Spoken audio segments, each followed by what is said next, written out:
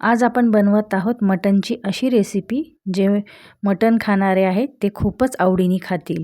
आपली रेसिपी आहे लाल मांस, जी राजस्थानमध्ये बनवली जाते आणि राजस्थानी लोक ही खूप आवडीने खातात।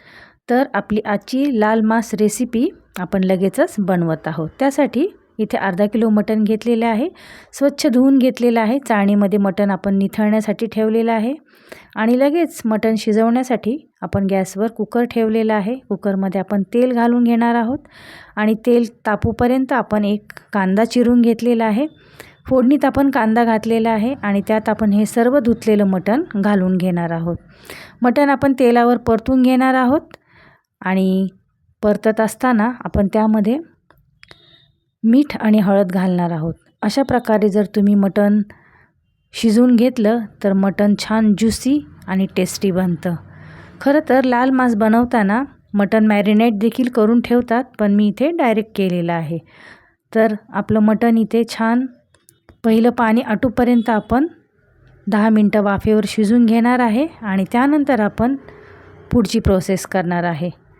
तर इथे पाहू शकता आपलं आंगचं पाणी जवळजवळ आटतच आलेलं आहे आणि हे मटन आपण 5 ते 10 मिनिटं वाफेवर शिजून घेतल्यानंतर त्यामध्ये आपण 2 टोमॅटो बारीक चिरून घालणार आहे।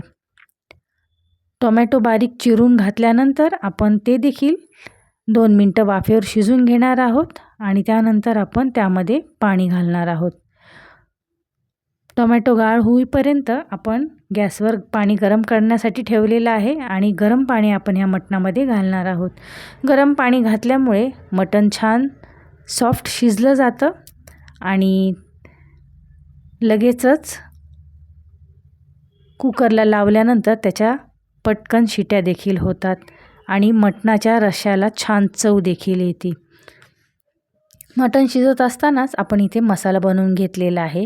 लाल मिरची, खोबरं, धणे, कांदा आणि टोमॅटो हे वाटण आपण इथे बनवून घेतलेलं आहे। आपल्या मटणाच्या 4 ते 5 शिट्या झाल्यानंतर आपण ते एका बाजूला ठेवणार आहोत आणि लगेचच लाल मांस हे बनवायला आपण घेतलेलं आहे। तुम्ही इथे पाहू शकता आपलं मटण शिजलेलं आहे। गॅसवर आपण कढई ठेवली आहे आणि कढईमध्ये फोडणीपुरतं तेल घालून घेणार आहोत।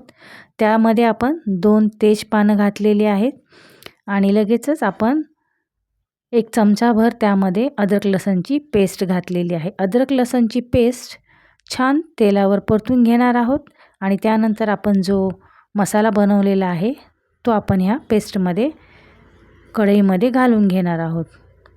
तर आपला हा मसाला आपण ह्यामध्ये घालून परतून घेणार आहोत। मसाला छान तेल सुटेपर्यंत आपण भाजून घ्यायचा आहे। व्यवस्थित मसाला भाजल्यामुळे त्याला छान रंगही येतो आणि त्याची चवही आणखी दुपटीने वाढते।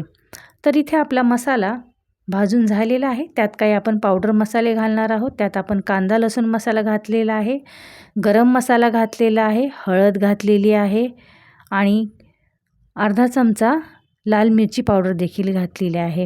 हे मसाले आपण आपल्या चवीनुसार आणि आवडीनुसार घालू शकता आणि लगेचच आपण जे मटण शिजून घेतलेलं आहे त्या मटणाचं सूप आणि मटण सर्व काही ह्या मसाल्यासोबत घालून घ्यायचं आहे आणि ते आपण एकत्रित करून त्याची ग्रेव्ही होण्यासाठी आपण ठेवणार आहोत। सर्व मटण आणि सूप घातल्यानंतर आपण 10 मिनिटं पुन्हा गॅसवर झाकण ठेवून हे मटण शिजून घ्यायचं आहे।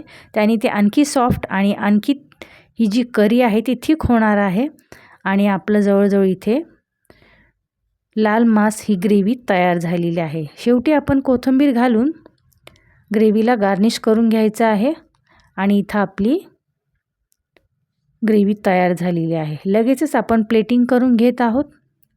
तर आपलं लाल मांस ही रेसिपी खाण्यासाठी तयार आहे। जर तुम्ही देखील अशा प्रकारे ग्रेव्ही बनवत असाल तर मला नक्की कमेंट करून सांगा आणि आपली रेसिपी आवडली असेल तर आपल्या चॅनलला लाईक करा, सबस्क्राईब करा। आणखी अशाच नवीन नवीन रेसिपीजसाठी बी ऑल फूडीज ह्या चॅनलला फॉलो देखील करा। तर इथे मस्त आपलं लाल मांस तयार झालेला आहे। कांदा, लिंबू, ज्वारीची भाकर आणि आपलं ताट सजलेलं आहे। तर ह्या रेसिपीचा आस्वाद घ्या आणि पुन्हा भेटू दुसऱ्या रेसिपी